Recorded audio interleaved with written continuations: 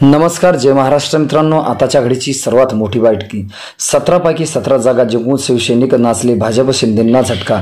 काय आहे सविस्तर बातमी मित्रांनो, जाणून घेऊया।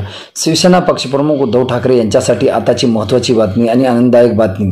शिवसैनिकांनी केला गुलाल उधळून जल्लोष। अनेक दिवसांनी शिवसैनिकांसाठी ही सर्वात मोठी संधी। 17 पैकी 17 जागा जिंकून शिवसेनेच्या ठाकरेंच्या शिलेदारांनी शिंदे गट आणि भाजपाचाच जो पराभव केलेला आहे त्याच्याच बालेकिल्ल्यात घुसून ठाकरेंच्या शिलेदारांनी भगवा फडकावला। नेमकं काय झालं ते सविस्तर बघूया। गेल्या 2 ते 3 वर्षापासून उद्धव ठाकरे यांनी शिवसेना संपवण्याचा षडयंत्र भाजपने शिंदेच्या खांद्यावर बंदूक ठेवून केलं। सत्तेतून बाहेर काढून त्यांची सत्ता स्थापन केली। मात्र शिवसेना पक्षप्रमुख उद्धव ठाकरे यांच्यासोबतचा निष्ठावान शिवसैनिक आणि जुनी जाणती मार्गदर्शक शिवसैनिक यांच्यामुळे ठाकरे हे संपणार नाही, तर बाळासाहेबांच्या आशीर्वादाने पुन्हा एकदा फेनिक्स पक्षाप्रमाणे भरारी घेतील यात काही शंका नव्हती। आणि त्यातच काल झालेल्या निकालामध्ये ठाकरेंच्या शिलेदारांनी 17 पैकी 17 जागावर प्रचंड असा विजय संपादन करून भाजपच्या कालेकिल्ल्यात दानादान उडून सोडली। भंडारा, गोंदिया, चंद्रपूर येथे झालेल्या सहकारी साखर कारखान्याच्या 17 जागावरती शिवसेनेच्या शिलेदारांनी भाजपच्या आजी माजी मोठ्या पदाधिकाऱ्यांचा पराभव केलेला आहे।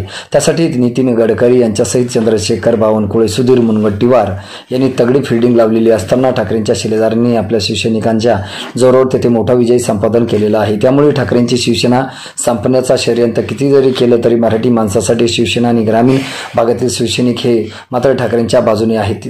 नेत्यांनी कितीही सत्तेसाठी पक्ष बदलले तरी शिवसैनिक मात्र निष्ठावंत राहून ठाकरेंसाठी शेवटपर्यंत लढले आहेत।